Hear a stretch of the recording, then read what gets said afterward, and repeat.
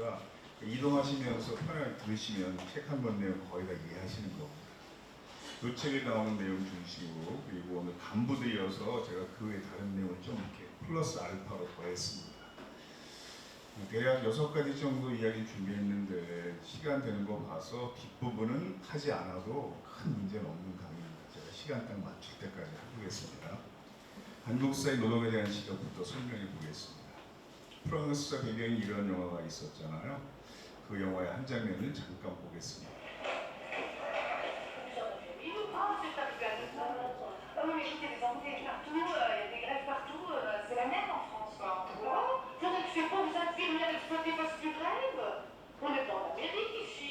무슨 얘기냐 하면 간호사들이 파업하는 바람에 길이 막혔다. 딸이 불평하니까 엄마가 딸을 야단치면서 여긴 미국이 아니야 이렇게 말하는 겁니다.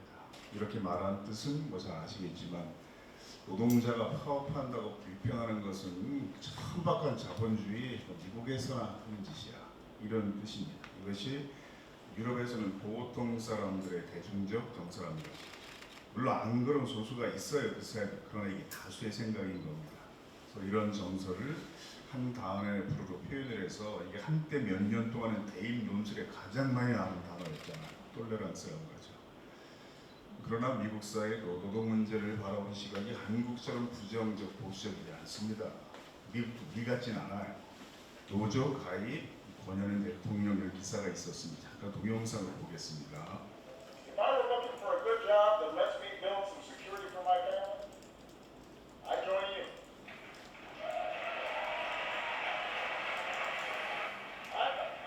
I travel a lot. I've been to countries that don't have you, that prohibit you.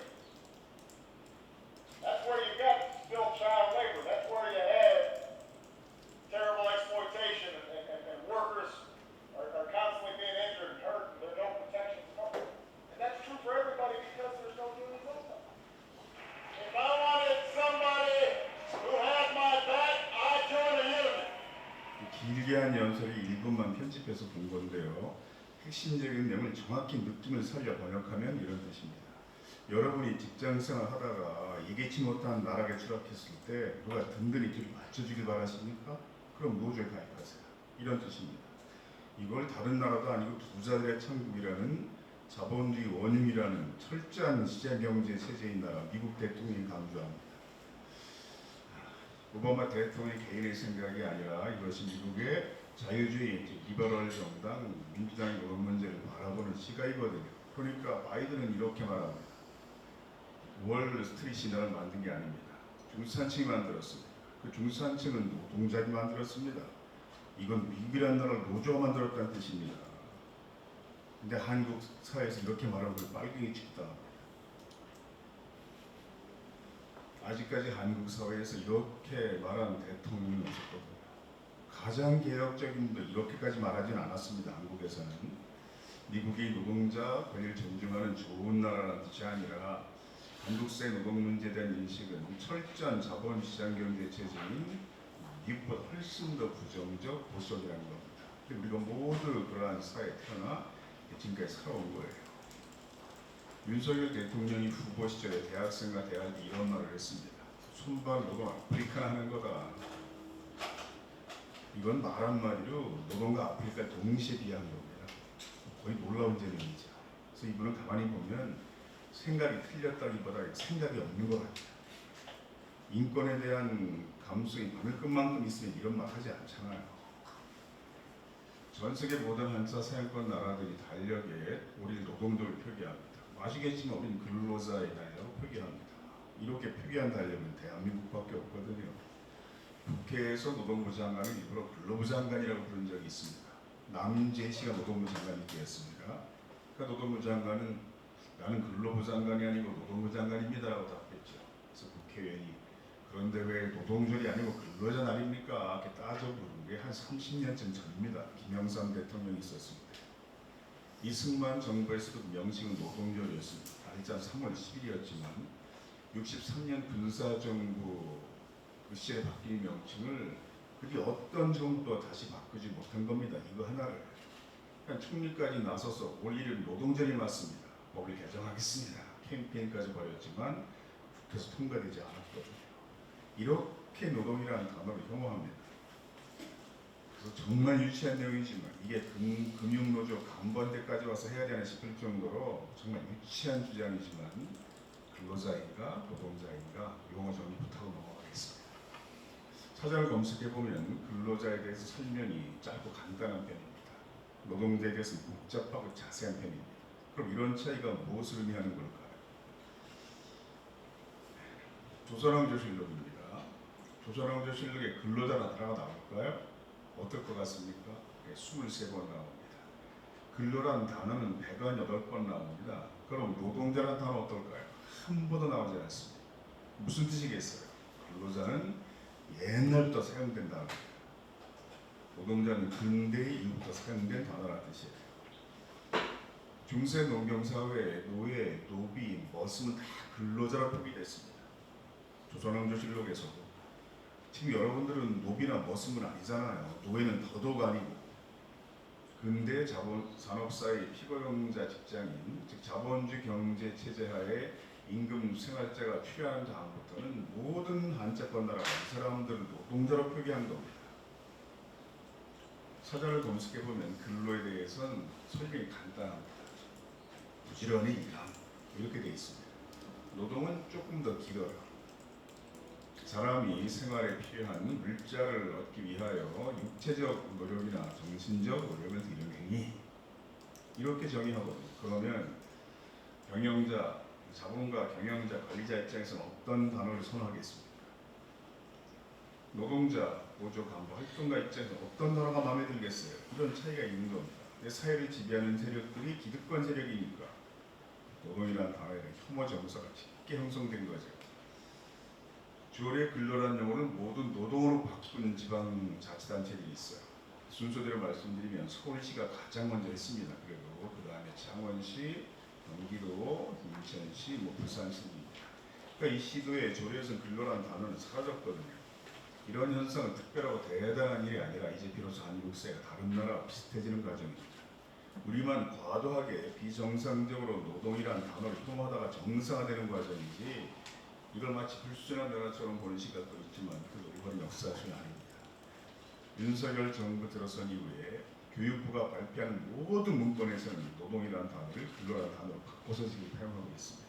교육과정 발표에도 보면 제가 이 책을 출판했을 때 방송에서 나가서 이런 얘기를 했어요. 대만, 중국, 일본 논문에 보면 노동자 1000명당 노동 손실수라는 통계가 나옵니다. 이게 노동 문제 관련 논문에 상당히 자주 나오는 통계잖아요. 한국의 공무원들이 또는 강변학자 대학 교수들이 논문을 번역할 때 이 통계를 뭐라고 번역할까요? 근로자 1000명당 근로 손실수로 번역합니다. 이렇게까지 노동이라는 단어 회피합니다. 이렇게 유치하게까지 할 필요는 없다는 거죠. 작은 결론, 노동이나 노동자라는 단어 어색하거나 불순해 보일 필요가 없다는 겁니다. 공중파 뉴스가 이런 내용을 다룬 적도 있어서 이런 사진이 만들어지기도 했습니다. 아유 이걸 여기까지 와서 설명해야 되나 싶을 정도로 얼마나 유치한 내용입니까? 여기서 한 걸음만 알아보세요. 대한민국 사회 구성원 99% 정도는 이게 평생 걸려도 안 되는 사람들입니다. 죽을 때까지도 노동이라는 단어가 익숙해지지가 않습니다.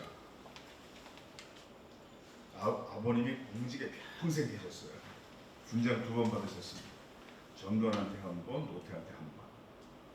전두환한테 군장 받으셨던 남자가 수배돼 있을 때였습니다.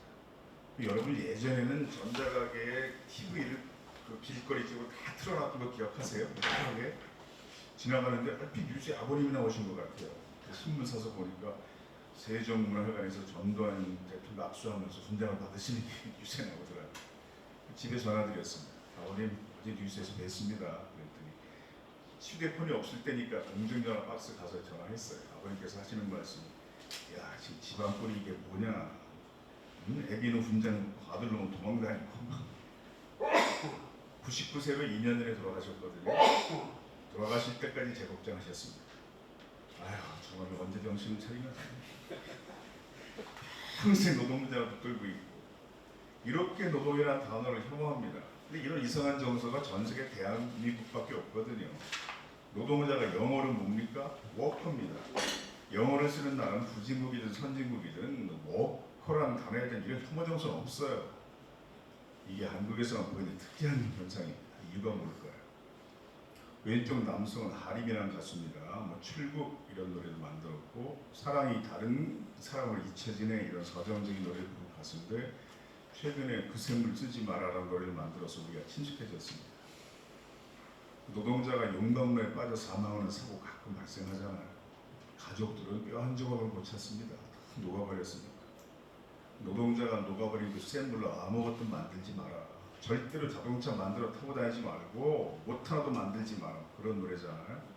그래서 노동자의 그 노래 따라 부르기 챌린지 행사를 벌여서 지금 많은 가수들이 시민단체, 노동단체, 뭐 시립예술단, 합창단들이 이 노래 부른 동영상 유튜브에 상당히 많이 올라와 있습니다.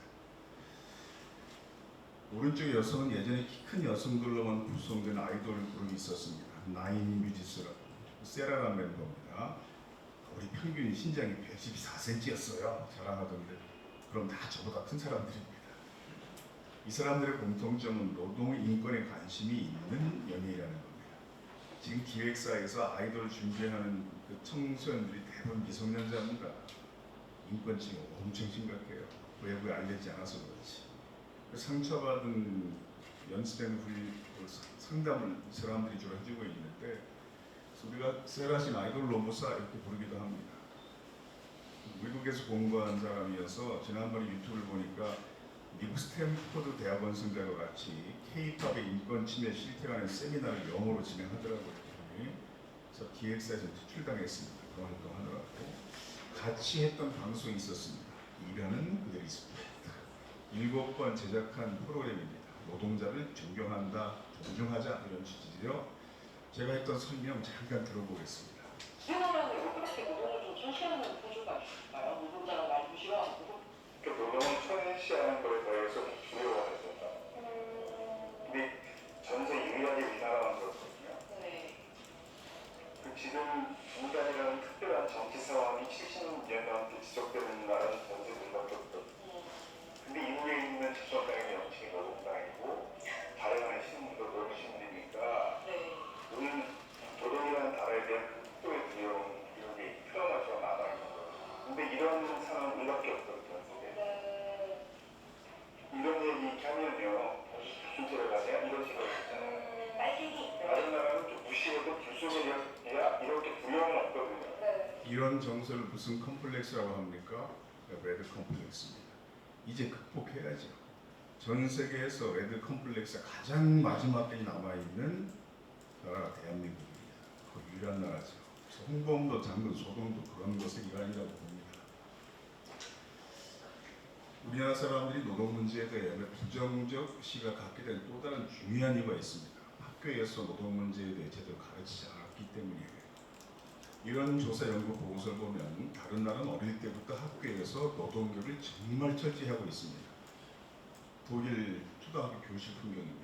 한 30년쯤 되는 찍은 사진이 무엇을 하고 있는 모습일까요? 실제 여러분 활동 속에 거의 똑같은 모습이 있잖아. 단체 교섭입니다. 그러니까 이 사진은 모의 교섭 수업을 하고 있는 모습이죠.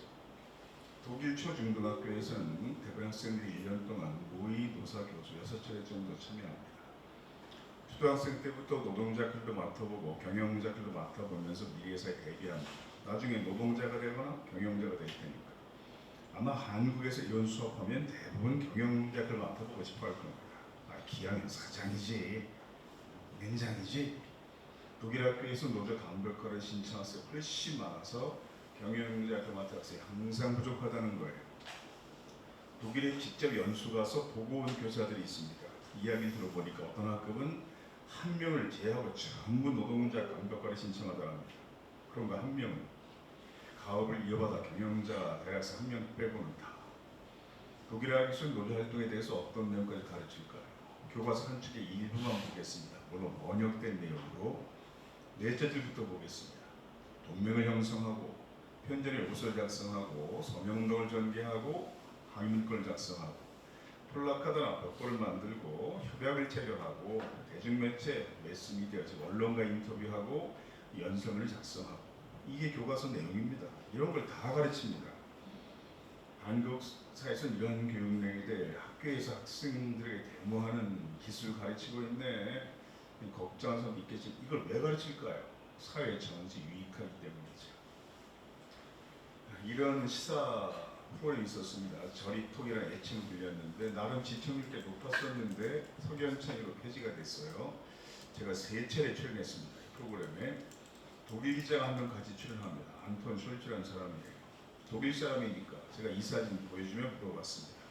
제가 이 사진을 스마트폰이나 태블릿 넣고 다니다가 독일 사람 만날 때마다 물어보고 실제 이렇게 교육받았습니까? 다니엘 린데만은 뭐라고 그랬을까요? 이 청년은 매일 TV 나오던데 요즘 보면 여러 군데 동시에 막 나오더라고요. 케이블 보면 와 이건 거의 쌍팔년대에 찍은 사진이네요. 이런 표현을 합니다. 한국 사람은 다 됐습니다. 참고로 쌍팔년도는 몇 년입니까? 아마 88년인 줄 알 거예요. 아닙니다. 그 이전부터 생긴 용어입니다. 제가 어릴 때도 들었던 단어입니다. 혹시 아시는 분 계세요?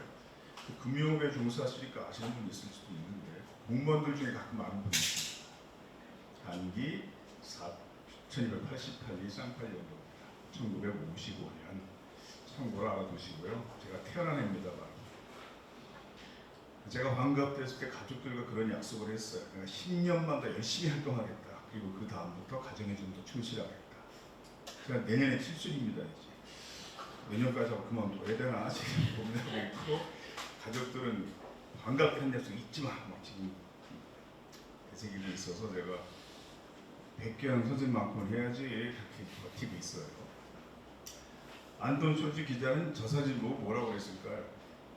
사실은 저는 초등학생이었을 때 놀도 되게 활동적이었거든요. 그래서 어렸을 때부터 데모도 같이 많이 나갔는데요. 학교가 있는 도시에서 펍이 벌어질 때마다 학생들이 견학을 나와서 참여했다는 겁니다. 그게 미래의 자신의 일이고 부모님의 일이기 때문에. 프랑스에서는 중등학교 필수과목 시민교육에서 노동교육을 가장 중요한 비율을 가르치고 있습니다. 독일은 정치 과목에서 노동교육을 합니다. 주로. 근데 유럽은 가보신 분 아시겠지만 정치 의제의 한 60-70%가 노동의제입니다. 유럽 전체에서 그런 취지입니다. 프랑스는 왜 시민교육 과목에서 노동교육을 할까요? 시민의 대다수가 노동자와 가족이니까 노동인권을 아는 것은 필수적인 지식이다. 이런 취지죠. 초등 중급과정 교과서를 보면요, 그냥 3학년 정도에 해당하는 교과서입니다. 일, 노동, 권리 이런 대단원들이 여러 개 있고요. 노동 문제를 다루는 또 일할 수 있는 권리, 일할 때 권리, 조단원들이 여러 개가 있습니다. 한국은 어떨까요? 2012년에 우리나라 중고교 사회교과목 교과서 62종을 전부 구입해서 전수조사하는 프로젝트에 제가 참여한 적이 있습니다. 총 페이지가 17,200쪽이 넘었는데 한국 사회과 교과서에서는 노동이나 근로라는 단어가 들어간 독립된 단어는 전혀 없었습니다. 10년 전에 그랬어요. 지금 조금 달라진 거죠. 이 교육자료는 프랑스 교육방송 10살 아동에게 노동자 설명하는 교육자료입니다. 제 강의 들었던 청년 중에 프랑스에 사는 사람도 있는데 가끔 뭘 번역해서 보내줍니다. 이런 게 있더라고요. 윤석열 정부가 집회 시를 규제하기 시작했어요. 그랬더니 프랑스 10살 아동용 집회 시 권리에 관한 애니메이션 교육자료를 보내준 이런 게 있더라고요. 거기 불행한 나라에서는 그 다음에 나오는 게 우리나라 내용입니다. 거기 보니까 잠깐 보겠습니다. 여러분이 프랑스 10살 아동으로 가정하고 보는 거예요. C'est quoi un syndicat? C'est un groupe de personnes qui défendent leurs intérêts professionnels. Les syndicats agissent par exemple pour obtenir de meilleurs salaires, de meilleures conditions de travail. Dans le passé, les syndicats ont permis de grands progrès comme l'interdiction du travail des enfants ou la possibilité de se reposer entre deux manches. Il existe des syndicats dans les branches professionnelles précises comme les cheminots, les patrons, les professeurs, les agriculteurs, les étudiants. Certains ont des missions plus larges et défendent les intérêts de tous les employés. C'est le cas notamment de Force ouvrière, de la CFDT,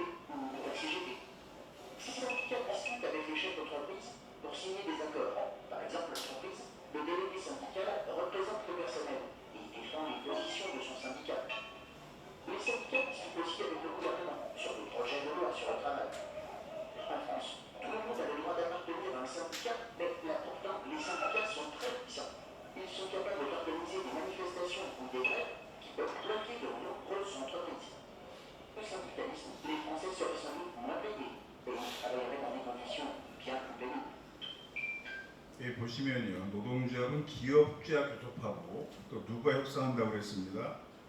정부와 협상하기도 한다고 했습니다.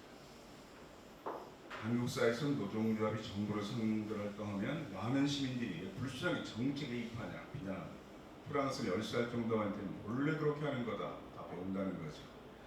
한국 사회에서도 공공부문의 파업은 실제 교섭 대상이 항상 정부입니다. 우리나라에서 명실상부한 총파업을 전국금융 총파업을 2번이나 한 유일한 조직은 금융노조예요. 다른 총파업들은 대개 총파업이라고 해도 사실 전국 규모의 총파업은 아니었고 그래서 뻥파업 이렇게 얘기하잖아요. 그때 이용득 위원장이 끝날 때 어떻게 합의했습니까? 장관 3명이 싸냐고 끝났어요. 그때 위원장하고. 프랑스 고등 1학년 되면 시민, 법률, 사회 과목이 있는데 교과서가 1장, 2장, 3장, 3챕터로 구성이 되어 있습니다. 그런데 3장 내용 전체가 즉 교과 3분의 1 정도 분량이 단체 교섭의 전략과 전술을 짜는 내용으로 채워져 있습니다. 한국사에서는 이러한 교육 운영에 대해 학교에서의 학생들에게 단체 교섭의 전략과 전술을 몇 달 동안이나 가르치는 거야 의문을 품는 사람도 있겠지만 사회 구성 대부분이 노동자거나 노동자 가족인 사회에서 한국 사람들은 대개 둘 중에 하나잖아요. 이러한 지식을 노동자나 경영자가 모두 잘 알고 있는 것이 사회에서 유익하라 깨달은 점이 충분히 가능한 일이죠. 직장 폐쇄에 맞선 노동조합 이사를 기반으로 노동조합이 어떻게 노동자의 권리를 보호하는지 설명해 보시오. 이것이 프랑스 중학교 교과서 나온 문제입니다. 한국 사회에서 이 문제 답해서 극히 드물어요. 프랑스에서는 중학생의 필수교양 지식에 해당하지만 한국에서는 판검사, 변호사 대부분 설명하지 못합니다. 우리 노동부에 저 조항이 있는데도 이렇게 된 이유가 뭘까요? 사법연수원이 예전 서초동에 있다가 일산으로 이사간 게 2001년입니다. 그런데 서초동에 있던 시절이 한 25년쯤 전일 것 같아요. 제가 사법연수원 노동법 세미나에서 노동법을 강의했습니다. 그럼 첫날 근로기준법부터 강의합니다. 시민법, 사회법, 노동법의 원리와 체계, 그리고 근로기준법 이게 첫날 나가는 정도예요. 강의 끝나면 되게 학기마다 이런 반응이 나옵니다. 저희들이 뭔가 알고 있을 거라고 짐작하지 마세요. 오늘 강의 들은 연수생들 중에서 90% 이상이 노동법을 오늘 여기 처음 보는 사람들입니다. 이렇게 말합니다. 이제 그 판검사 변호사가 돼야 되는 사람들인데 왜 이렇게 됐을까요? 거의 모든 법대에서 노동법은 선택 과목이었습니다. 근데 학생들이 선택을 거의 안 해서 노동법 전공 교수가 없는 법대가 상당히 많았어요. 왜 선택하지 않을까요?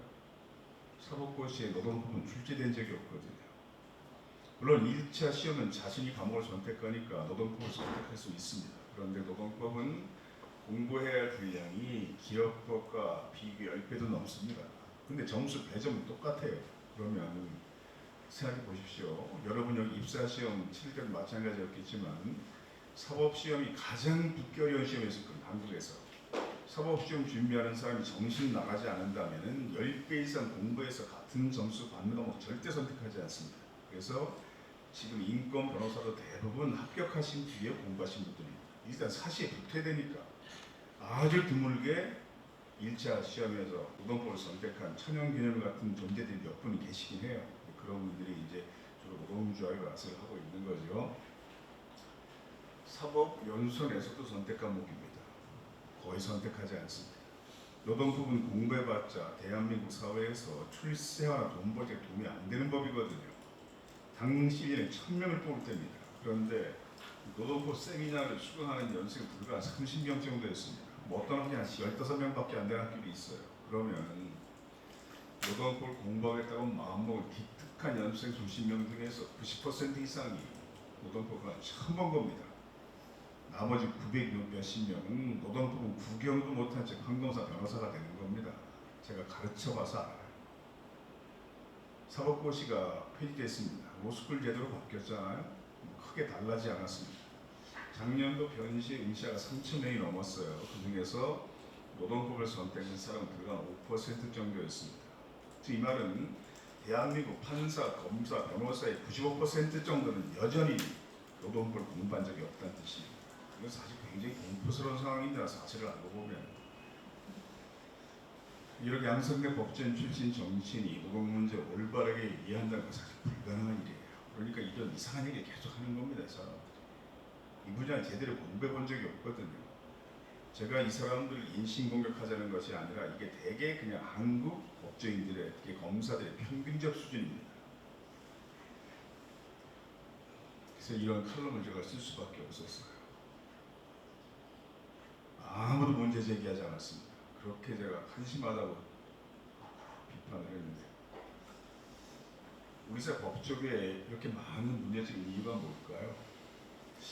이 사람은 하버드 법과대학원 졸업하고 서울법대도 나온 사람인데 부장판사로 일하다가 사법개혁 요감에 스스로 옷을 벗은 판사입니다. 근데 이분은 이렇게 분석합니다. 이러한 문제는 근본적으로 우리 사회가 일제강점기 군사정부 시대를 거치면서 사법부 민주화, 사법부 개혁이 한 번도 이루어지지 않았기 때문에 나타난 현상이라는 거예요. 무슨 얘기겠습니까? 일제시대에 조선인 중에 판검사가 된 사람들이 있었습니다. 근데 그 사람들도 돈이 모다가 잡아다가 모질게 수사했고 중형선고했어요. 사실은 더 했습니다. 그 사람들이. 왜 그랬을까요? 여러분 동족이도 악랄했다 이런 말 들어보셨잖아요. 일본인 순사보다 조선인 순사가 훨씬 더 악랄하게 독립군을 탄압했습니다. 대표적인 존재가 누굽니까? 노덕술 이런 놈들이죠. 왜 그랬을까요? 이미 그 사람들은 동족 사회로부터 좀 멀어진 사람들입니다. 그렇지만 그렇다고 해서 그 지배 세력 내에서 일본인으로 인정해주지는 않습니다. 몇 대도 충성해야 자신의 경쟁력이 유지가 되는 겁니다. 그래서 그런 거예요. 다른 나라 해방될 때 그 사람들을 거의 다 처형당했습니다. 프랑스는 독일에 5년 남짓 점령돼 있었는데 전쟁 끝난 뒤에 나침역자를 색출해서 6,700여 명을 사형에 처했고 26,000여 명을 감옥에 보냈습니다. 지식인은 가중처벌했어요. 이렇게 했는데도 유럽이 다른 나라들이 프랑스를 이때 비난했습니다. 왜 비난했을까요? 너희 지금 과거 청산은 온건하게 했다 지금. 이렇게 했는데도 우리는 거의 일본에 40년 가까이 점령돼 있었습니다. 우리는 어떻게 했습니까? 단 한 명도 처벌하지 않았습니다. 그 사람들이 고스란히 다 살아남아서 이승만 정부 때부터 판검사, 변호사를 주로 그들이 시작했고 법대 교수도 주로 그 사람들이 시작한 겁니다. 그런데 이승만 정부 뒤에는 군사 정부가 30년 가까이 있었으니까 이게 계속 그 상태로 그냥 유지가 됐다는 거죠. 이건 그런 뜻입니다. 이분 주장에 좀 동의하는 편이에요. 학교에서 이런 노동교육을 받고 노동자, 경영자, 언론인, 정치인 등의 사회에 그렇지 못한 사회에서 노동 문제 이해하는 수준은 거의 산것과 규모만큼의 큰 차이가 있을 수밖에 없는데 이 차이가 평생 가는 겁니다. 이제 성인 중에 여러분처럼 이런 기회를 통해서 깨우칠 수 있는 기회를 가진 사람 별로 많지 않잖아요. 이 사회에서. 제가 시간 관계상 독일과 프랑스만 들었을 뿐이지 그것도 아주 너무 간략히 수업 못할 식으로 소개했을 뿐이지 거의 모든 다른 나라들의 학교 노동교육을 철저히 합니다. 제가 미국, 일본 교과서 보다가 깜짝 놀랐습니다. 여기도 다 가르치는구나.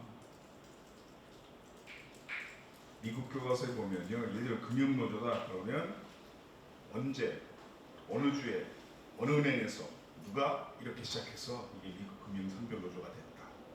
모든 노동자, 교사노조는 그게 교과서 나옵니다. 미국도 사회과 교과서에. 작은 결론은 학교에서 노동교육할 필요가 있다는 거죠. 이 사진들은 학교가 노동교육 전혀 하지 않던 20여 년 전부터 학교 박단체가 있던 노동교육들입니다. 교사들이 이제 학생들을 끌고 나와서 학교 밖에서 했던 노동교육들이에요. 그래서 이 밑에 사진들은 한 20년쯤 전에 제가 40대 때 모습입니다. 이런 활동이 10여 년 축적되고 나서 한국도 비로소 한 10년 전부터 학교 노동교육이 시작이 된 겁니다.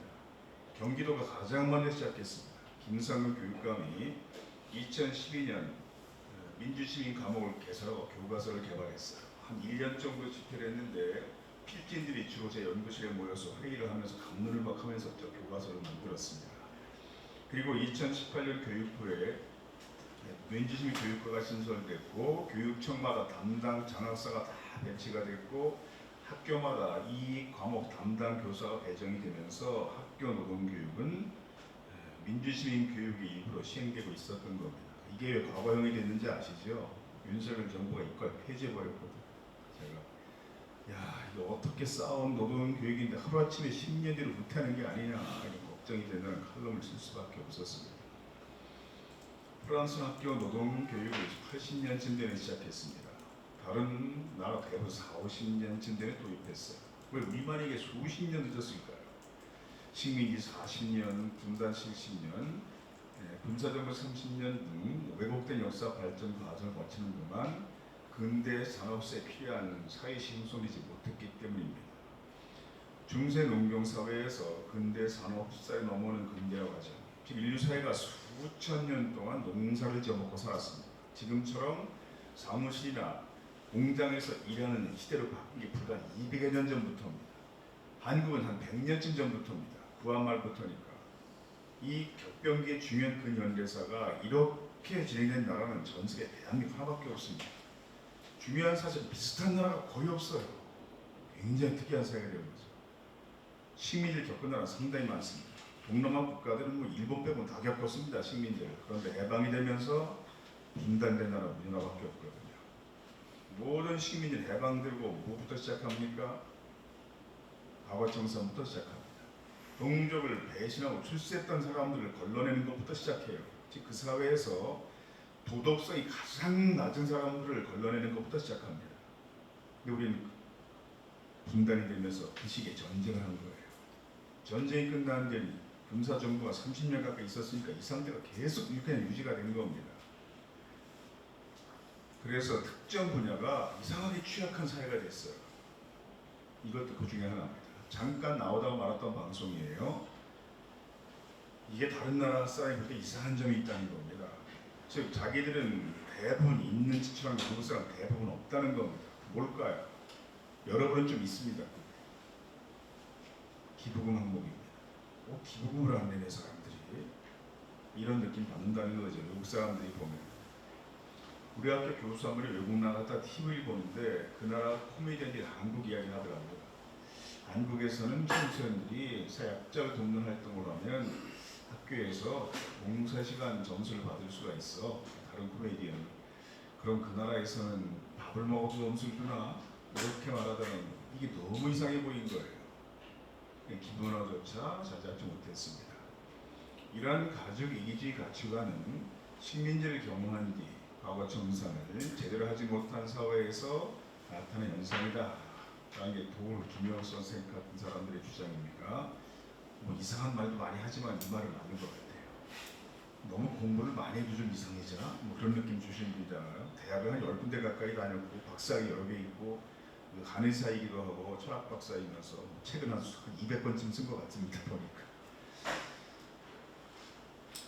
독립운동가 후손의 66%가 학력이 고졸이합니다. 친일파 후손은 3분의 2 스카리에 다녔고 27%가 유학을 다녀왔습니다. 친일파 후손들 직업 중 가장 많은 것은 기업인이고 그 다음에 대학교 세 번째가 의사입니다.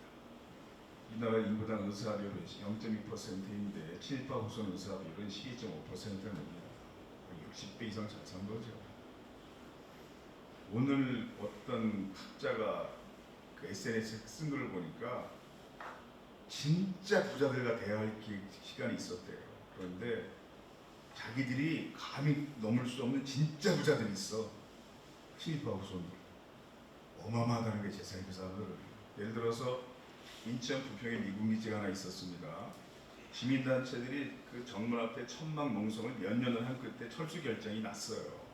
농성 때문에 철수 결정을 한 건 아니겠지만 그랬더니 어떤 시민이 국가를 상대로 소송을 제기했습니다. 우리 할아버지가 일제 때 받은 땅 15년쯤 전이거든요. 그때 소송 가액이 4,500억 원이에요. 15년 전에. 이렇게 계속 찾아가고 있는 재산들이 얼마나 많습니까 지금. 다행히 그 사건은 5년 만에 대법원에서 패했어요. 그 사람이. 과거 정상이 제대로 되지 않은 사회에서는 식민지 시기에 가족 이익 가치관이 계속 있을 수밖에 없다는 거죠. 그러니까 잘못한 사람들이 처벌받지 않으면 착한 놈만 좋네요. 그러니까 정의롭게 살려고 애쓸 거 없이 정치 이런 데 관심 갖지 말고 가족끼리 행복하게 살자. 이러한 가치관이 계속 유지가 될 수밖에 없다는 거죠. 이건 그런 뜻이에요. 대법관 인사청문회입니다. 당시 한나라당이 추천했던 후보입니다. 재산 신고해야 되잖아요. 30억 원 조금 넘는다고 신고했어요. 국회에서 파악해 보니까 61억 원 정도가 나옵니다. 지금은 이게 뭐 아파트 한 채 값이지만 저 때는 굉장히 큰 돈이었습니다. 이때. 지금 한 10배 정도 될걸요. 재산 가치가. 국회의원이 물어봅니다. 한나라당 국회의원입니다. 최근에 뉴스에 가장 많이 나왔던 사람이 있죠. 팬데믹 코로나19 때 대구시장이었으니까. 공무원 20여 년 재직하신 분으로는 재산이 많다고 생각 안 하십니까? 들어보니까 저도 깜짝 놀랐습니다. 아직도 묻습니다. 그렇게 많이 번 수입 중에서 기부금을 내거나 불이익 성금을 내거나 어디 장학금을 내거나 그러한 용도로 지출한 금액은 총 얼마나 됩니까? 뭐라고 답했을까요? 저도 청문회를 준비하며 그 부분에 대해서 아쉬움을 느꼈습니다. 거의 한 푼도 안 내고 살았다는 것입니다. 참 부끄러운 모습이지만 이게 한국 사회 구성원의 절반 정도의 모습입니다. 통계에 따르면. 대법관이었던 분이 이렇게 법을 해석하세요. 삼성이 불법 승계했다고 해도 불법으로 승계한 이건희가 책임질이지 왜 이재용이 사과를 해야 되냐? 뭐 이렇게 법을 해석하셔요. 근데 이분이 전 정부공직자윤리위원회 위원장입니다. 제가 한 가지에만 말씀드린 겁니다. 지금. 이게 1대부터 21대까지 군참모 총장 명단인데 한 명도 예외 없이 전부 일본군 또는 안주군, 관도군 출신입니다. 독립군 출신이 한두 명은 있어야죠. 최소한. 어떻게 1대부터 21대까지 전원이 다 일본군 출신입니까? 군참모 총장. 그러면 이런 사람들은 한국 육군의 뿌리가 어디라고 생각하겠어요? 육사의 뿌리가 어디라고 생각하겠습니까? 결국에서 이런 소동이 벌어지는 것이죠. 볼 때는. 최근복 씨입니다. 일제시대 독립운동가, 노동운동가입니다. 우리 3.1운동 그러면요 그냥 시골 장터에서 만세 부는 것처럼 배웠잖아요. 아닙니다. 당시 조선 땅에는요 노동운동이 정말 왕성했어요. 그 러시아 혁명에 영향을 받았기 때문에. 그런데 3.1 만수운동이 일어났습니다. 그럼 노동운동했던 사람들이 어떻게 했겠습니까 그때? 여러분이 그때 노동자 간부였으면 어떻게 했겠어요? 그냥 가만히 있었겠어요? 가장 마지막까지 결합해서 싸웠던 강구한 조직이 다 노동운동 조직입니다. 3.1 만세운동 때. 철도 노동자 시를 조직했고 3.1운동 끝까지 지도했던 훌륭한 지도자인데 결국 감옥에서 복사합니다. 고문 끝에. 당시 신문 기사입니다. 감옥에서 사망했다는 기사예요. 차근봉 노동운동가의 따님입니다. 역사학자 최규진 선생이 인터뷰하는 모습인데 왜 그렇게 하고 혁명으로 나서서 그렇게 다닌다고 어렸을 때는 그런 원망도 많이 했습니다. 가족이 그렇게 고생시켰으니까 어머니가 잡혀가서 대신 고문당하고 막 이랬으니까. 차근봉 씨의 따님은 노동운동가인 아버지를 왜 혁명가라고 표현했을까? 이상하지 않나요? 중국 동포 중에 독립운동가 후손들이 한국에 왔습니다. 집단적으로. 그때 꽤 여러 명이 왔어요. 근데 체류가가 안 난 겁니다. 불법 체류자가 됐어요. 그래가지고 KBS 뉴스에 나왔는데요. 우리 할아버지가 그때 다 혁명운동 하신 이유는요. 우리 후손들이 다 잘 먹고 잘 살고 하신 거 아니겠습니까? 근데 그 혁명운동 했던 분의 손자, 손녀들이 한국 와서 이렇게 불법 체류되면 안 되죠. 독립운동가들 다 혁명이라고 얘기합니다. 그때는. 왜 그랬을 것 같아요? 일제시대는요. 민족해방운동, 노동운동, 사회주의 혁명도 이게 구분이 안 됐습니다. 잘. 3.1운동이 발생하기 1년 5개월쯤 전 조선 바로 위에 있는 큰 땅덩어리에서 인류 역사 엄청난 영향을 끼치는 사건이 발생합니다. 그게 옳은 사건이든 그런 사건이든 그 사건으로 지구상 거의 모든 나라들이 두 개의 진영으로 쪼개집니다. 이걸 경제학자는 자본주의 시장 경제 체제의 45%가 떨어져 나갔다고 표현합니다. 인류 역사의 통틀어서 저 짧은 기간 동안에 저렇게 큰 영향을 끼친 사건은 거의 없었습니다. 그게 옳은 영향이든 그런 영향이든 이 사건이 뭡니까? 러시아 시골 혁명입니다. 당시 러시아가 러시아역을 따로 썼어요. 그레고리역 사용하지 않고. 그럼 지금으로 11월입니다. 3.1운동 일어나기 1년 5개월쯤 전이에요. 그러면 이 엄청난 사건이 그 바로 밑에 붙어있는 조선 독립운동에 영향 안 끼쳤을 것 같습니까? 전 세계적으로 퍼져나갔는데 저게 바로 밑에 있는 나라는 이건 뭐 물밀듯이 막 쏟아져 내려온 거죠. 거의 뭐 파이프 꽂아서 물 쏟아 붓듯이 영향을 이렇게 받을 수밖에 없었던 겁니다. 그래서 강주령 씨나 한국 최초의 공공농성 노동자 들어보셨을 겁니다. 노동운동사 공부할 때 31년도에 평양 을밀대에 올라가서 최초 공공농성했던 선배 노동자죠. 당시 기사인데 31살로 사망합니다. 결국 옥중에서 단식투쟁하고 이러다가 병을 얻어서. 사진의 남자는 강주령 적생으로 이끈 활동가 정달호입니다. 연희전문학교를 중퇴하고 러시아 모스크바로 유학가 동방노력자 공산대학을 1929년에 졸업한 뒤 30년을 기록하여 조선 노동자들에게 사회주의를 가르쳤다. 이런 노동운동가 독립운동가가 버글버글했어요. 조선 땅에 그때는. 3.1운동으로 체포된 조선인은 27,000여 명이에요. 3.1운동 뒤에 21년부터 38년까지 보안법, 정치범죄 처벌령, 치안유기법으로 체포된 조선인은 3만 1,000여 명입니다.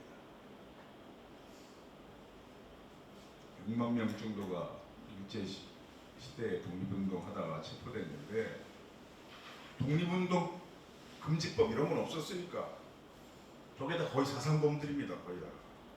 이게 정확한 데이터가 없지만요. 저 사람들의 거의 대다수가 좌파 운동가들입니다. 사회주의 지향하는. 그래서 친일 반민족 행위자와 그 후손들이 그때는 다 그렇게 일제협력하며 살았다고 말하는 것은 독립을 위해 자신의 안일한 삶을 포기하고 목숨까지 바친 선녀들을 대역하는 일인 거죠. 다 그렇게 안 살았어요. 6만 명이나 잡혀갔습니다. 그때. 강주령 씨가 감옥에서 아버님께 남긴 유서입니다. 부친즈 전상서. 여기서부터 보시면요. 불효 여식은 소원이 성취되면 재견하고 소원이 이루어지면 다시 뵙겠고 약 불연이면 후 견지하리다. 만약 그렇지 않으면 나중에 땅속에서 뵙겠습니다. 실제 그렇게 된 거죠. 31살에 요절했으니까 감옥에 나와서 한 달도 안 만에 이 유서대로 된 겁니다. 아버님을 땅속에서 뵐 수밖에 없었던. 그래서 저런 정당월 씨 같은 그 운동가들이 조선 땅에 정말 버글버글했어요. 그러니까 미 분정청이 서울 시민 대상으로 여론조사를 했는데요. 뭐 이것도 한두 명도 아니고 엄청나게 많이 했어요. 40년 7월 미 분정청 여론국이 서울 주민 8천여 명을 대상으로 시행한 미래 한국 정부 형태의 구조에 관한 여론조사 결과는 다음과 같았습니다. 즉 귀화에 찬성하는 것은 어느 것입니까? 한국 사회가 어떤 사회가 되길 바라십니까? 이 남한 사회가 어떤 사회가 되길 바라십니까? 이걸 미 분정청이 한 조사입니다. 자본주의 13%, 사회주의 70%, 공산주의 10%, 모르겠다 7%. 그 당시 사회 분위기가 해방 정부 때 이랬습니다. 이게 당시 한국 사회 분위기예요. 물론 저하고 다 사회주의자에서 답한 건 아니지만 저렇게 답한 이유는 제가 짐작할 때 38선으로 땅이 나뉘어졌습니다. 국토가 38선 이북은 소련 공산당, 38선 이남은 미군 자본주의. 난 양쪽 다 싫어. 사회주의가 좋은 것 같아. 뭐 이런 심리가 있지 않았을까 싶지만 사회 분위기 저랬다는 거죠. 그래서 당시 한국 재헌헌법을 보면요, 한국 최초로 만든 헌법은 이승만 치하에서 만들어졌는데도 노동사건 외에 노동사건이라고 표현할 만한 조항이 하나 더 있었습니다. 헌법에, 대한민국 헌법에 이건 노동상권입니다. 단결권, 단체교섭권, 단체행동권이에요. 근데 하나가 더 있었어요.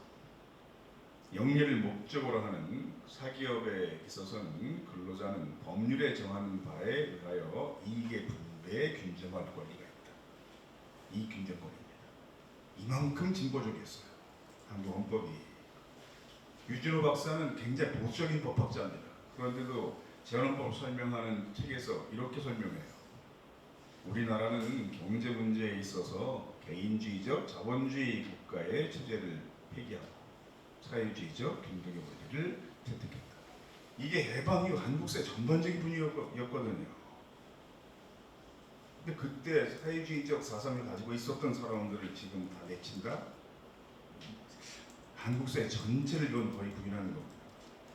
지금 한국 사회에서는 일제시대 위 기득권을 더 연장시키려는 수구 보수 세력과 이 잘못을 고쳐 역사를 바로 세우는 진보 개혁들이 모든 분야에서 맞서고 있는 상황인 거죠. 그러니까 정당도 보수 정당, 진보 정당 나뉘어져 있고, 언론도 보수, 진보 언론 나뉘어져 있고, 노동자도 어용노조, 민주노조가 나뉘어져 있는 겁니다. 이게 가장 기본적인 대립구도입니다. 그래서 한국 노동운동은 노동자들이 원하지 않아도 역사를 바로 세우는 정의로운 움직일 수밖에 없어요. 이들과 맞서기 때문에.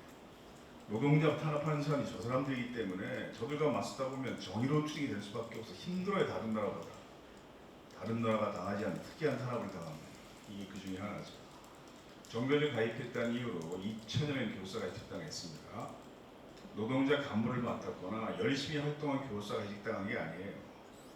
정부가 어떻게 했냐면, 그러니까 이런 일을 열심히 하셔가지고 분장 받으신 분들이 아버님인데, 교사 명단을 다 파악했어요. 정교조 조합 명단을. 그리고 탈퇴서를 제출하지 않은 교사는 그냥 다 해직한 겁니다.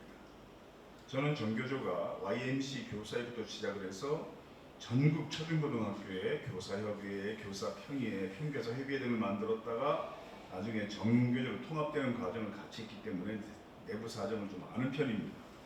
당시 집행부가 방침을 정하지 않았어요.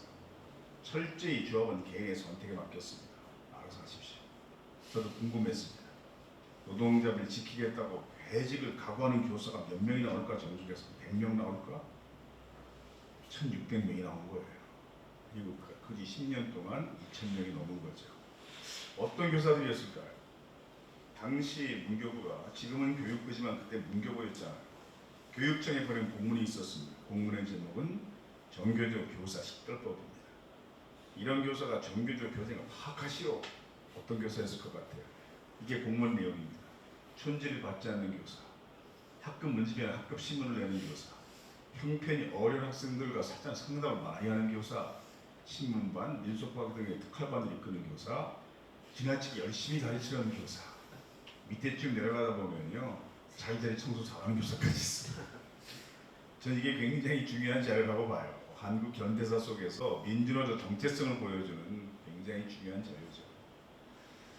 10여 년 세월 지난 뒤에 공무원 노조가 똑같은 과정을 따라왔습니다. 3천 명의 공무원이 징계를 당했어요.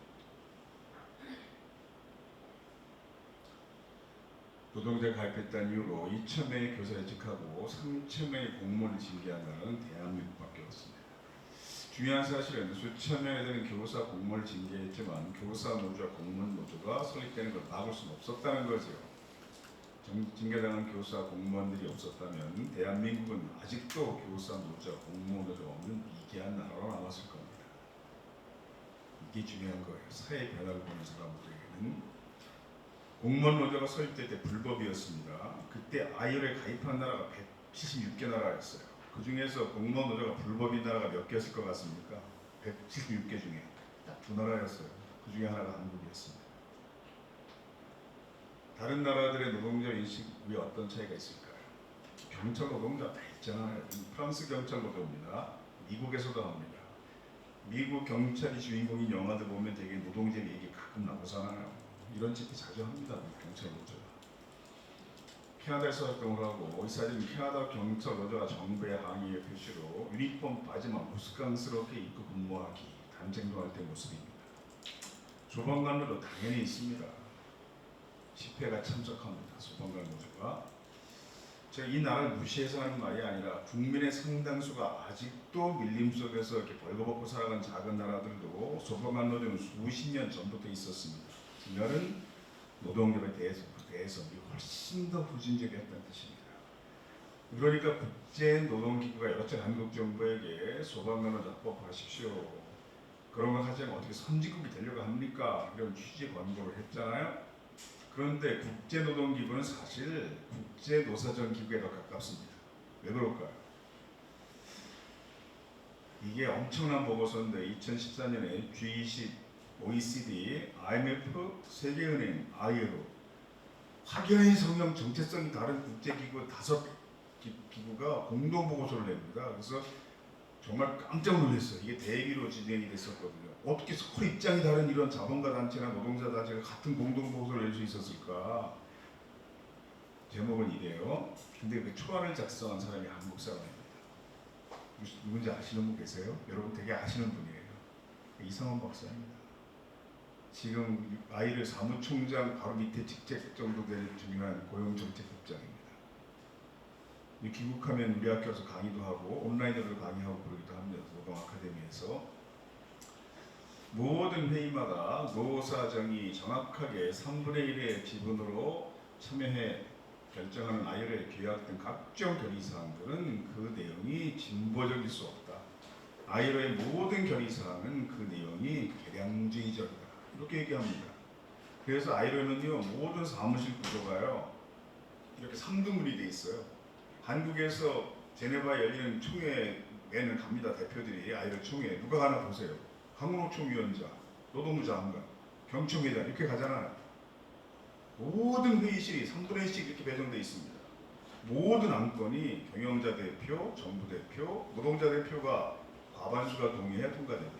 그래서 국제노동기구 그러니까 노동자들 대표처럼 자꾸 이야기하는데 노동자들만의 의견을 받아들이는 그런 기구가 아니라 그냥 국제적인 노사정 기구의 평균적 시각을 가지고 있는 기구인 겁니다.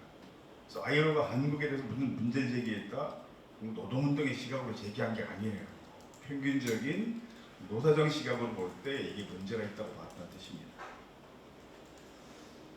문재인 정부 들어서 그나마 법이 개정돼서 소방관 노조가 출범이 됐죠. 한국노 동시 3개나 생겼잖아요. 왜 3개나 생겼을까요? 한국노총 계열 하나, 인도노총 계열 하나, 이쪽 인원이 버금가가 비슷합니다. 서로. 양쪽 다 싫다는 쪽 하나, 3개가 생겼는데 한국노총 쪽의 초대위원장은 여성 소방관입니다. 39년 봉직했고 정년 2년도 안 남았지만 그걸 맡아주셨고 임기 다 마치고 잘 내려왔어요. 우리 성공회대학교 노동아카데미 모범 수강생이시기도 합니다. 영국에서는 정보기관 비밀여도 노조에 가입합니다. 이 스파이가 소속된 영국 정보기관이 MI6잖아요. 이 사람들은 자기 신분을 감추하기 때문에 노조에 익명으로 가입하도록 한다는 겁니다. 제가 하고 싶은 이야기는 작은 결론, 노동조합이라는 조직을 부담스럽게 생각할 필요가 전혀 없다는 거죠. 학생들이 있는 곳에 학생가 있는 것처럼 노동자 있는 곳에 노동자가 있는 게 자연스러운 겁니다. 다른 나라는 다 그렇거든요. 노동조합은 제조업, 생산직 노동자, 블루칼라 이름 어린다는 생각은 한국에서 벌써 잘못된 인식입니다. 아까 저하고 인사하시면서 제가 이렇게 볼륨 조정도 되는 리모컨을 쓰겠다고 그랬더니 우리 귀족노조도 쓸 수 있게 하나 소개해 주세요. 귀족노동자입니다. 그래서 저한테 그러시던데 이게 한국에만 있는 호칭입니다.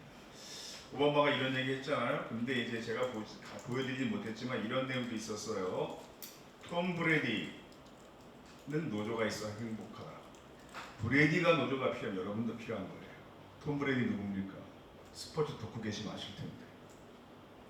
미식 축구 쿼터백입니다. 프로 1년 소득이 4천만 달러예요. 한 500억 버는 사람입니다. 1년에. 그럼 오바마가 한 얘기 뭐냐면 1년에 500억 4천만 달러를 버는 브래디도 자기 노동자로 생각해. 그래서 노조 도움을 받아. 그럼 여러분도 노동자인 겁니다. 연봉이 좀 많다고 노동자가 아닌 게 아니에요. 이런 내용입니다. 근데 이게 절전 자본주의, 미국이 노동 문제를 바라보는 시각이 이렇거든요. 근데 한국은 연봉 좀 높으면 노동조합들이 그걸 세간격으로 보고 임금 인상 요구하면 막 전국적인 공격을 하죠. 연봉표 다 공개되면서 이렇게 많이 받는 놈들이 더 달라고 그래요. 연대차, 금융노조 다 비슷합니다. 근데 미국에서도 이렇게 왜 이걸 주장하겠어요? 그게 자본주의 경제의 위익한 선택이거든요. 이렇게 하는 게. 세가 발전할수록 자신을 노동자라고 생각한 직장인 범위가 정착되는 경향이 있습니다. 그래서 프랑스에는 판검사, 변호사 노조도 있잖아요. 2021년에 프랑스 판검사 노조가 파업할 때 모습입니다. 판검사 노조는 법원 노조 속에 같이 들어가 있고요. 변호사 노조는 따로 조직되어 있는 걸로 아는데, 아니 판사, 검사는 권력을 가진 사람들이 노조가 어울리나 이렇게 생각하시겠지만, 제가 서울지방법원 조정위원을 지금 20여 년째 하고 있습니다. 요즘 어떻게 지내세요? 물어보니까 젊은 판사가 아예 뭐다 알면서 물어보세요. 아, 판사 완전 지금 삼지산업입니다 지금. 나 사건 40건 밀려 있어요. 하루빨리 판결을 써야 되는 사건이 수십 건 밀려 있다는 겁니다. 이게 어떤 판사가 하루 재판 분량으로 보여준 사진입니다. 하루 재판이래 봐야 오전 아니면 오후입니다. 이게 오전 재판하면 오후 재판은 없어요. 오후 재판부는 오전 재판은 없습니다. 근데 이만큼을 처리해야 됩니다. 신문기사를 보니까요, 서울에 있는 민사법원은요, 한 사건당 하루 평균 재판 시간이 3분입니다. 그래도 어떻게 국민의 인권을 제대로 사법부가 지킬 수 있겠습니까? 그렇게 해가지고 이거 어떻게 해결해야 되겠습니까? 판사의 의전 노력으로 극복하나요? 아니잖아요. 프랑스 판사들은 노동조합을 선택한 겁니다. 그래서 판사 노조, 검사 노조 파업한 뒤에 판검사 인력 대폭 증원되고 사건당 배당 시간 길어지니까 판결은 한결더 공정해지는 거죠. 핀란드 보건복지부 차관이 한을 방문했을 때 놀라운 말을 했습니다. 나도 노동자 말입니다. 즉 유럽에서는 차관도 노조에 가입해요. 차관이 자신의 정체성을 노동자로 생각합니다. 근데 이런 사회가 한국을 볼 때 계속 국민의 공무원이 노동자냐 아니냐, 뭐 공무원이 노동자면 그럼 세금 내는 내가 사용자냐, 뭐 이런 논쟁하고 있으니 공무원은 왜 노동자의 안시냐, 뭐 우리가 얼마나 미개한 나라처럼 보이겠습니까? 이런 나라들이 보일 때 노동운동을 존재하는 외국 기업도 한국처럼 노동자를 탄압합니다. 왜 그럴까요? 여기서는 그렇게 해도 괜찮기 때문이죠. 노동자 탄압하는 경영진이 형사 처벌하는 경우 거의 없습니다. 더 중요한 사실은 그런 기업과 경영자를 비난하는 시민 정서도 거의 없어요. 마음 놓고 하는 겁니다. 그래서 한국 사회에서 노사 갈등이 발생할 때 소수운동가의 대부분의 시민들은 노동자 일방적으로 비난하고, 이게 다른 나라와 좀 다른 현상인 거예요. 송곳이라는 드라마가 있었습니다. 책수업자가 웹툰 송곳이 원작입니다. 6년 동안 준비했고 4년 동안 네이버 연재했던 10년 걸려 완성한 대작입니다. 완성도가 상당히 높은 작품이어서 이런 큰 상들을 정말 여러 개 받았습니다. 오른쪽에 보이는 그곳이 노동상담 소장이 주인공 중에 한 명인데 노동교육하는 장면이 나옵니다. 제가 한 40년 전부터 했던 노동교육은 되게 이런 환경이었어요. 굉장히 많이 좋아져서 세상이 바뀌니까 이런 곳에서 강의하게 된 거죠. 이제. 드라마의 이 장면이 어떻게 나왔을까요? 만화와 똑같이 나왔습니다. 대사 하나 안 바꿨습니다. 잠깐 보겠습니다. 야, 너 학교에서 가르쳐야 되는데 다 이런 사람들 모아놓고 이게 뭐하는 것이. 독일은 초등학교에서 모의고사를 위한 요소가 유로관 작사, 홍보물 제작, 서면운동, 연설문 제작까지. 프랑스는 고등학교 4과목 수업 3분의 1이 교사 쪽이었다. 학교에서 이런 걸 가르치니까 그런 나라에서는 판사, 교수 같은 사람들도 노조를 만드는 거예요. 소장님 말씀 들으면 프랑스 사회는 노조에 우호적인 것 같은데요. 그렇죠. 저희 회사는 프랑스 회사고 점장도 프랑스인인데 왜 노조를 거부하는 걸까요? 여기서는 그래도 되니까. 여기서는 법을 어겨도 처벌 안 받고 욕하는 사람도 없고 오히려 이득을 보는데 어느 성인 군자가 굳이 안 지켜도 될 법을 지켜가면서 소리를 듣겠어. 이런 장면 나오니까 이제 언론에서 그것이 실제 모델이 하정강 교수다 이런 보도가 몇 차례 나온 겁니다. 단행본 출판되면 작가, 초청, 독독 행사 이런 거 하잖아요. 홍대 앞에 있는 극장입니다. 변영주 감독이 사자로 왔고 가운데가 최규석 작가고 제가 나와서 마치 그것이 소장이 떠들기는 했습니다. 연재가 다 끝나니까 한겨레 신문이 전면에 크게 보도해주고 저하고 최규석 작가예요. 촬영장 방문해서 코멘트도 하고 김장실 앞입니다. 스태프들이 그곳인 둘이 서서 찍어야 된다고 생각하고 찍어준 사진입니다. 안내상 씨가 이 배역마을 정말 좋아했어요. 아유, 나 20대 때 꿈이 이제 이루어지네요. 이렇게 말했습니다. 무슨 뜻일까 아시는 분 계시죠? 연대 학생 때 운동권이었습니다. 나중에 학생운동 정리하고 안산공단에 와서 노동운동도 좀 몇 개월 열심히 했어요. 얼마나 센 운동권이었냐면요. 올림픽 열린 88년에 광주비 문안에 가서 사대폭탄을 설치했습니다. 유죄까지 나왔어요. 그런데 다행히 워낙 조악스럽게 만든 폭탄이라 이게 안 터졌습니다.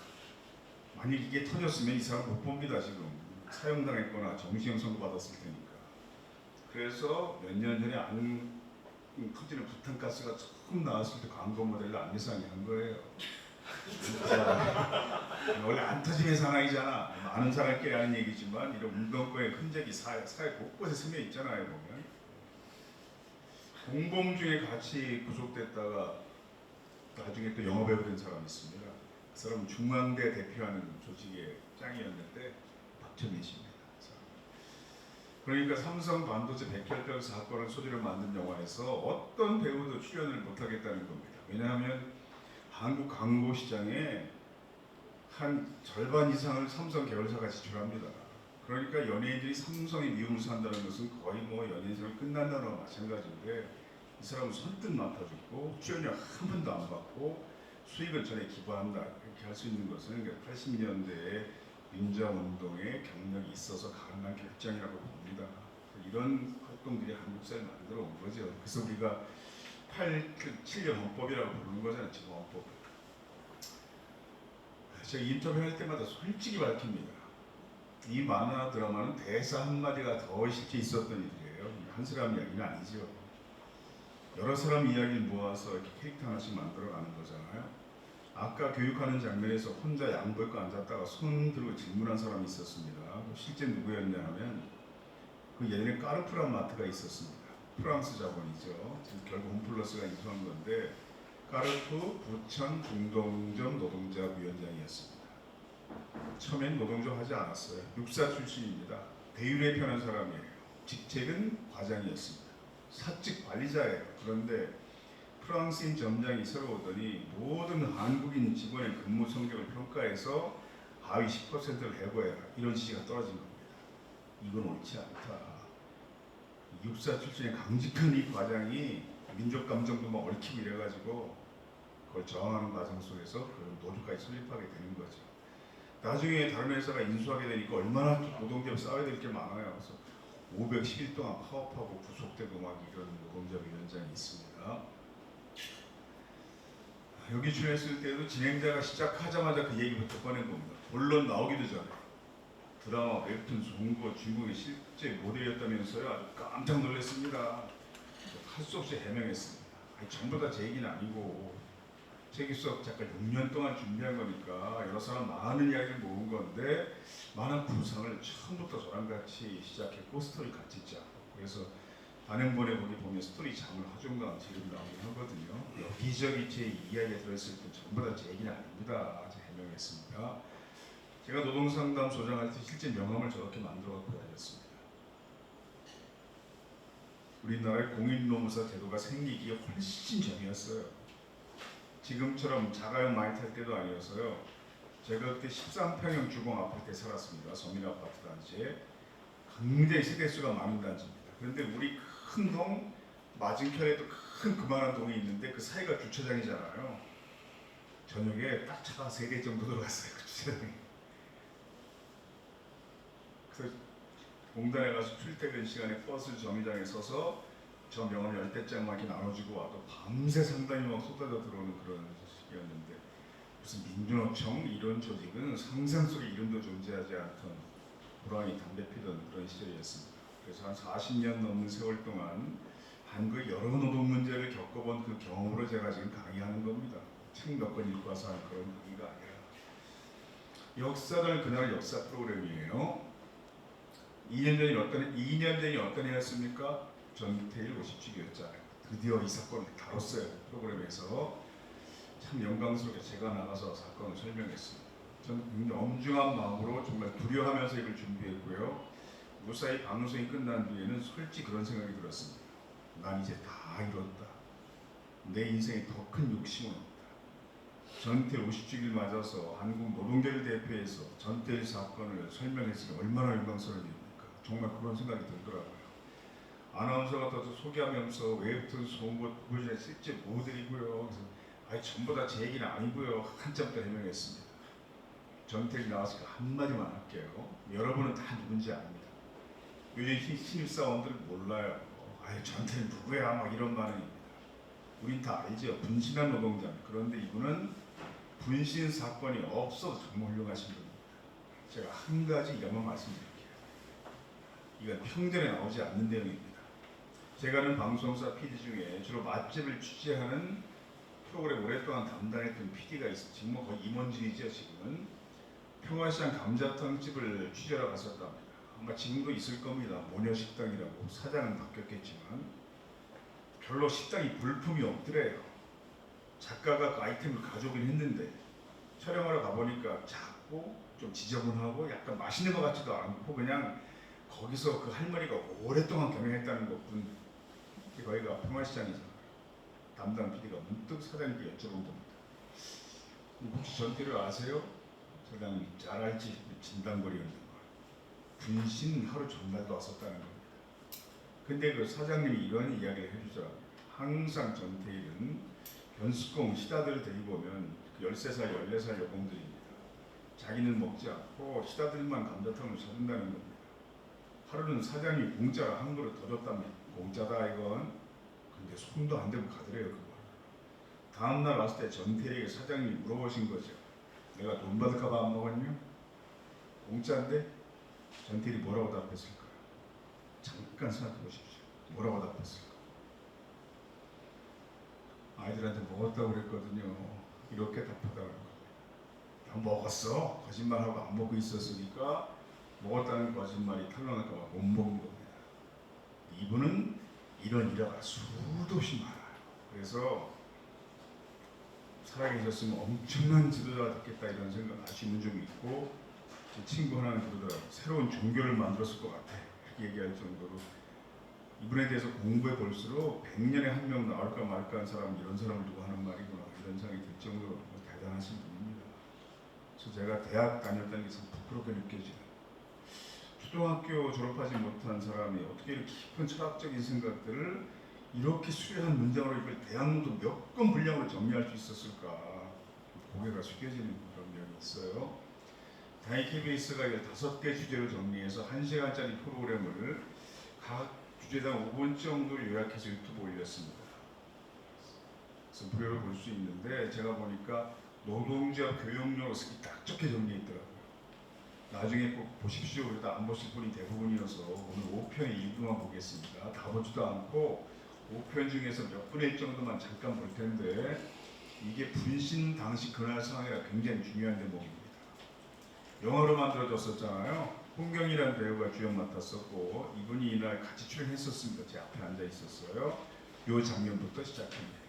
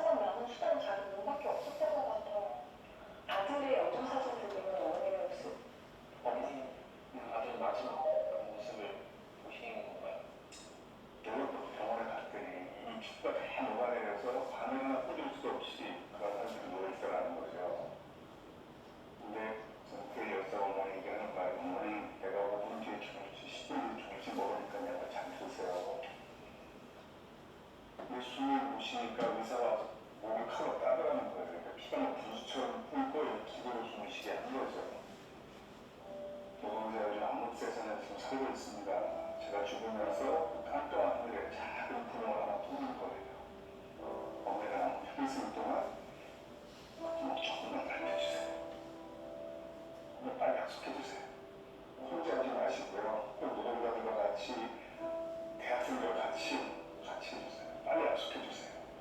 저 답을 못하겠다는 거예요. 그러니까 혼자만 들어가는 거죠. 꼭 약속하세요. 테리가 꼭이라고 말할 때마다 목에서 피가 부스처럼 뿜돌아가고 그녀가 멀어버렸어. 꼭 그렇게 하마. 내가 꼭 그렇게 하마. 약속했다는 거죠. 아들의 유언을 지키시려고 그 많은 노동쟁이 현장, 민주화투쟁 현장에 항상 계셨던 거잖아요. 참. 네. 그 한국사회 천만 노동자 어머니 사는 그렇게 어려운 일이었는데 250번 넘게 잡혀가서 어떻게 이걸 삶을 믿게 하지 않을 수 있었을까 여러 가지가 있지만 중요한 것 중에 하나는 그 약속을 지키겠다. 그러면서 이런 말씀을 하시더라고요. 내가 죽어서 하늘에 가서 태를 만나면 내 그동안 죽은 다음에 어떻게 살았다. 이걸 내가 얘기할 수 있지 않겠어. 네 말대로 열심히 살았어. 내가 이렇게 얘기해줘야 되지 않겠냐고 이런 말씀 하시는 분이 있거든요. 네, 여기까지 보겠습니다. 저는 이소선님을 여러 차례 생전에 뵀어요. 하루 굳게 마음 먹고 녹음을 챙겨갔습니다. 부탁을 드린 거죠. 어머니가 기억하시는 아들의 마지막 모습을 최대한 자세히 설명해 주십시오. 뭐라고 그러시냐면 그걸 내가 지금 또 다 설명하면 피가 거꾸로 돌아서 한 일주일 잠 못 잘 텐데 그래도 꼭 얘기해야 되겠어. 제가 뻔뻔하게 네 데려다가 이걸 다 한 2시간 녹음할 수 있었습니다. 그러면 제가 지금까지 한 내용이 한국 사회 노동에 대한 시각, 노동교의 필요성, 노동조합 이해까지 설명한 겁니다. 노동 3권에 대해서 설명하면 시간 거의 될 것 같아요. 제가 했던 중간 시험 문제 중에 하나입니다. 국내 자본주의 사회의 노동자 활동이 구조적으로 정당한 이유를 자신만의 독창적 방식으로 자유롭게 설명하시오. 이런 문제 아주 싫어합니다, 학생들. 일단 자유롭게 쓰는 게 두렵고 채점 기준도 모르겠고 굉장히 불친절한 문제죠. 열심히도 썼어요. 한 학생이 답안지 그림 하나만 덜렁거려놨더라고요. 저 처음에 좀 당황했습니다. 무슨 뜻일까요? 제가 만점 준 답안입니다. 숲에 보면 큰 나무도 있고 작은 나무도 있습니다. 근데 큰 나무는 그 나무의 마음이 아무리 착해도 작은 나무에게 어떤 존재이겠습니까? 빛을 가리는 존재가 될 수밖에 없다는 거죠. 마음이 착해도. 그래서 이런 현상을 우리가 해결철학 같은 거 공부할 때 이제 구조적 모순이라고 표현하잖아요. 그런 뜻입니다. 이게 왜 노동자 활동의 정당성이라는 것일까? 여러분 일하시는 직장이 아무리 경영 상태가 어려워져도 연봉이 많아지길 바랍니까? 적어질 바랍니까? 당연히 많아지길 바랍니다. 노동자가 임금 인상을 요구하는 것이 정당한 이유는 그 노동자의 인품과 교양과 지식의 수준이 높아서 형성되는 것이 아니라 근대 산업사회가 이런 숲과 같은 모순된 물을 가지고 있어서 저 숲의 작은 나무가 어떻게든 자기 길을 좀 더 키우고 싶은 노력이 당연히 정당한 것처럼 노동자가 행복한 삶을 추구하는 권리학자의 요구가 구조적으로 정당한 측면이 있다는 뜻입니다. 이렇게 보셔도 됩니다. 이게 서울대병원 교섭하는 모습입니다. 왼쪽 사람들은 노동조합 즉 교섭위원입니다. 간호사, 간호조무사, 임상병리사, 조리종사자, 청소노동자 중에 한 명씩 올라온 대표예요. 오른쪽 사람들은 경영진 대표고 대부분 의사들입니다. 양쪽의 학력을 한번 비교해 보십시오. 어느 쪽에 학력이 높겠습니까?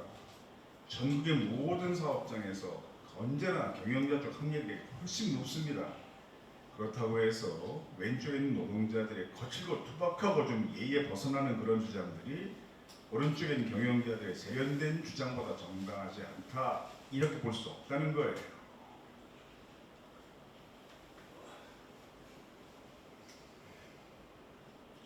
그 원리를 법률적으로 잘 체계화하는 것이 노동상권입니다. 단결권, 노동자 자신들의 이익을 위해 조직을 만들 수 있는 권리, 그 조직이 노동자인 거죠. 단체 개섭권, 노동자들이 집단적으로 한꺼번에 같이 요구할 수 있는 권리, 상당히 위협적이고 조금만 지나치면 폭력적입니다. 그러니까 윤석열 정부가 지금 건설 노조를 건폭이라고 막 구속하고 있는 거잖아요. 단체 행동권, 이거는 이상한 권리입니다.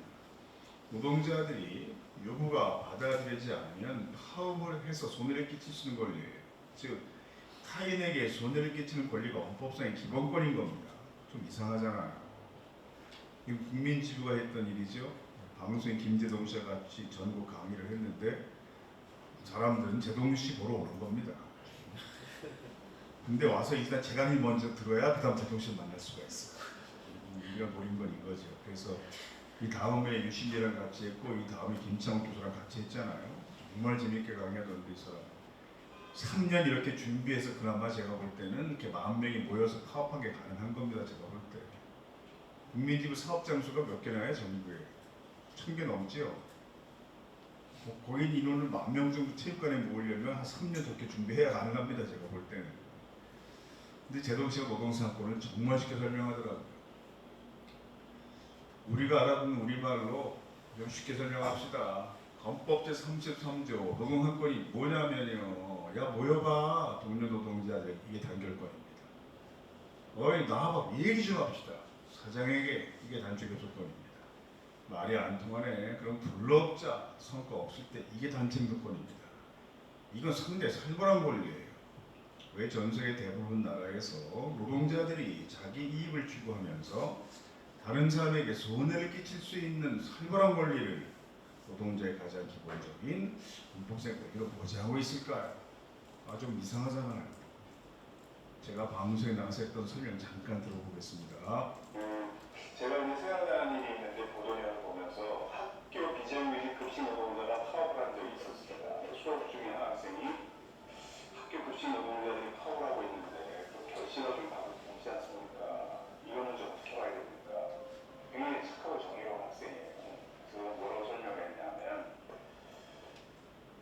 모든 파업은 불편과 손실을 발생시킵니다.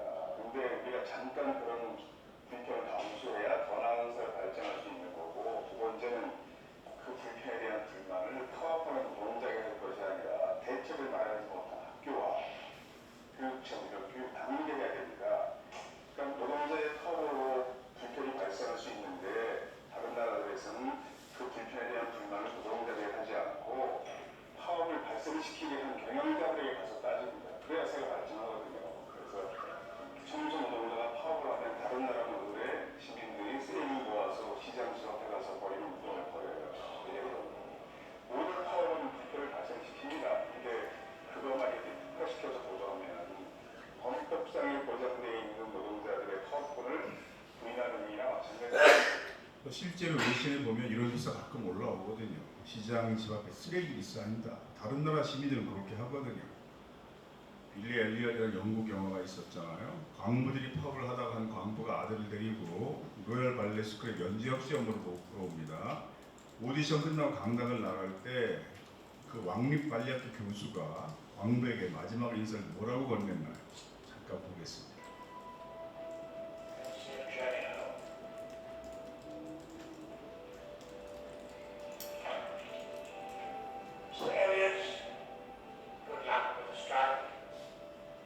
네, 파업에서 꼭 승리하세요 라고 인수한 이유는 그 교수가 특별히 사회식 강하고 정의로운 사람이기 때문이 아니라 그것이 영국의 평범한 시민, 노동자 파업 바라본 대중적 정세이기 때문인 거예요.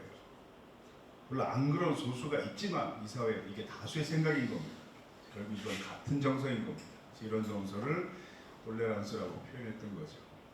하림 씨가 이런 얘기를 합니다. 그리스행 당시 경험인데요. 공무원이 24시간 파업에 돌입해 도시가 마비된 적이 있었습니다. 이때 파업 참가 인원이 200만 명이었습니다.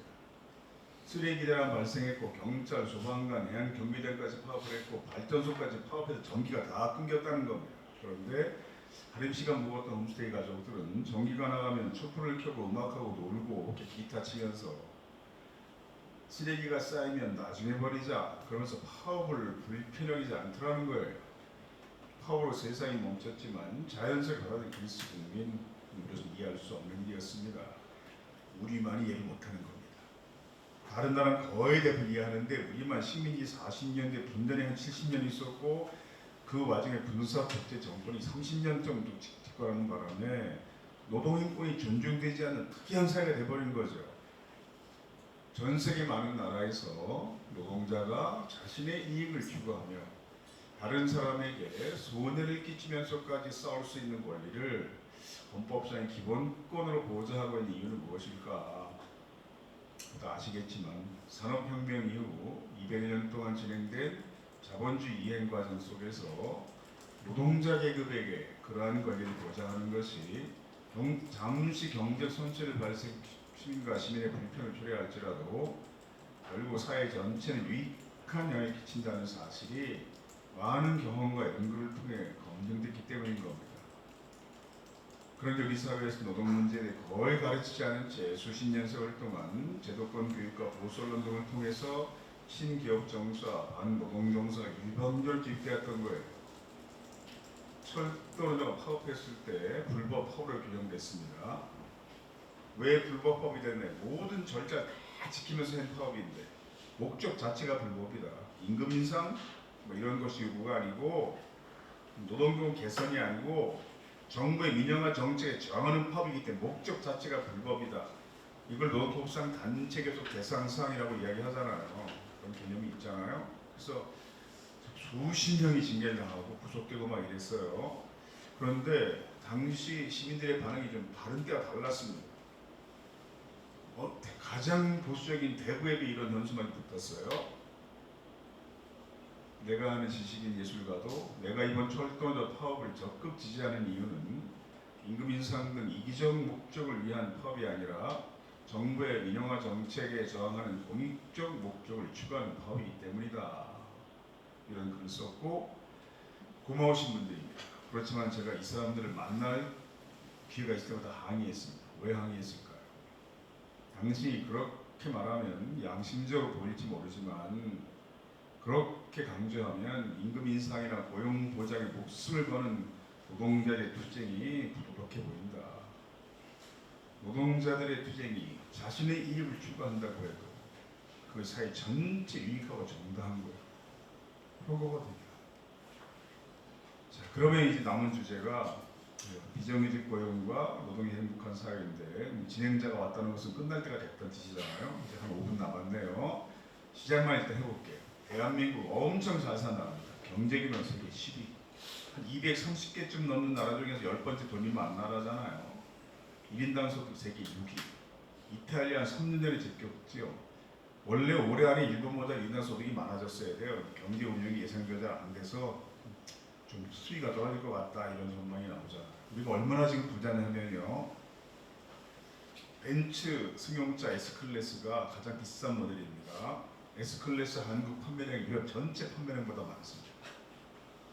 이건 한국 사람이 특히 자동차를 좋아하기 때문에 나타나는 현상이지만 구매력이 뒷받침되니까 경제 능력이 있으니까 나타나는 통계입니다. 이건 우리 정말 잘 사는 나라입니다. 그런데 출생률은 세계 최저입니다. 198개 나라 중 198입니다. 북한도 117인데 자살률 가장 높습니다. 자살률 통계거든요. 맨 위에 짙은 색이 한국 자살률이고요. 노인 자살률은 비교할 나라조차 없습니다. 붉은색이 한국 노인 자살률입니다. 비슷한 나라도 없잖아요. 좀 이상하지 않나요? 우리 경제 규모가 세계 바닥이면 이게 말이 돼요. 그런데 10번째로 돈이 많은 나라가 됐고 1인당 소득은 6번째로 많은데 어떻게 불행한 사회가 됐을까? 이게 이유가 뭘까? 이게 노동 문제와 무슨 관계가 있을까? 이런 걸 구해가는 건데요. 첫 번째 원인만 설명하다 하면 시간 될 것 같아요.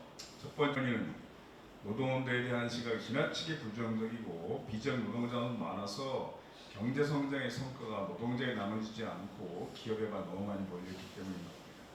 한국 경제가 가장 잘 나갔을 때 한강의 기적을 자랑하고 단군일의 최대 호황이었다 막 이런 얘기 나올 때는 전체 소득 성장률 증가율, 가계소득의 성장 증가율, 기업소득의 증가율이 비슷했어요. 근데 외환위기 겪으면서 미국발 글로벌 금융이 겪으면서 너무 기업이 어렵다 그러면서 하루 수백 개씩 실제 도산했으니까 사회심리학자들의 말로는 이게 경제 염려증이라는 게 사회 전반의 가치관이 되면서부터 기업의 이윤축과 모든 인륜 도덕 가치에 군림하면서 이런 기현상이 나타났다는 거죠. 너무 기업 소득만 많아지고 있는 겁니다. 근데 그 현상이 한국에서 가장 심각해요. 지금 보면 한국보다 이런 기업 소득이 더 많아지는 나라는 없거든요. 통계상. 이거 한국은행이 발표한 통계입니다. 간단히 설명은 이거예요. 경제가 성장하면요 소득이 이제 두 군데 쌓입니다. 기업에 쌓이는 게 기업 소득이고 기업에서 일하는 노동자 가정에 쌓이는 게 가계소득이에요. 그런데 한국은 전체 소득 중에서 가계소득의 비중이 감소하는 속도가 다른 나라 평균 2배가 빠릅니다. 지금. 그런데 기업소득 비중이 증가 속도가 다른 나라 평균 4배가 빨라요. 이건 거시경제학 측면에서 무슨 뜻입니까? 반드시 망한다는 뜻입니다. 우리 경제가 그렇게 잘 나갔는데 왜 불과 몇 년 뒤에 IMF 외환위기라는 빈깡통이 되는 처절한 실패를 맛봤나요? 거시경제학 분야에서 어떻게 분석합니까? 원인 양극화 때문입니다. 거시경제학에서 수십 년 연구 속에 가장 중요한 결론은 그겁니다. 양극화를 초래하는 성장 결코 성공할 수 없다. 그래서 다양한 방법으로 정부와 기업이 가진 돈을 노동자 쪽으로 더 많이 옮겨놓을수록 국가 경영이 유익한 상황인 겁니다. 노동자는 지속적으로 인상돼야 돼요. 비정규직뿐 아니라 대기업, 정규직, 교사, 공무원도 지속적으로 인상돼야 돼요. 지금 노동시장 이중구조 강조하면서 고임금과 저임금 차이가 너무 크다고 고임금이 마치 부도덕하게 과도한 소득을 갖는 것처럼 매도하면서 이걸 동결하거나 낮추는 방식으로 차이 좁힌다? 이건 나라 경제 망하는 지름길입니다. 노동소득 비중을 높여야 돼요. 우리나라는 어떤 방식으로든지 너무 낮습니다. 이게 지금 하향 평준화할 것이 아니라 낮은 소득을 빨리 인상하는 방식으로 상향 평등화로 차이 좁혀야 돼요. 근데 이건 논란도 많고 여러분도 고임금 노동자이면서 정서적으로 받아들이기 어려운 면도 있어서 오늘은 경제 강의가 아니니까 다음 기회를 드리고요. 오늘의 결론은 그겁니다. 여러분들이 열심히 활동하면 첫째, 삶의 질이 개선돼요. 그 활동을 통해서.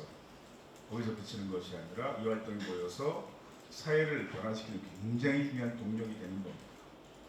그래서 노동자가 역사의 주인인 거예요. 뭐 노동 문제 강의하는 그 연구하는 교수로서 노동자가 중요하겠지만 역사의 주인까지 되겠습니까? 이렇게 받아야지 모르지만 절대 과장이 아니고 이게 유럽 사회에서 200년 동안 가져진 가장 밑바탕의 정서인 겁니다. 그러니까 영국 같은 나라는 올림픽 개막식까지 2시간 동안 어떤 공연을 했어요? 영국 사람만은 각종 노동자들의 모습을 보여주는 공연을 했잖아요. 영국 노동자가 만든 나라. 노동 역사의 주인이요. 이런 내용을 그 나라 국왕과 각국 정상 앞에서 2시간 정도 보여주는 게 그냥 기본적인 유럽 나라의 정서인 거거든요. 그래서 행복한 노동자 간부들로서 활동가로서 당당히 활동하시면 여러분의 삶을 가치 있게 채울 게 아니라 채울 뿐만 아니라 사회 전체 유익한 선택이 된다는 겁니다. 행복한 노동자 활동가들 당당하게 살아가시기 바랍니다. 고맙습니다.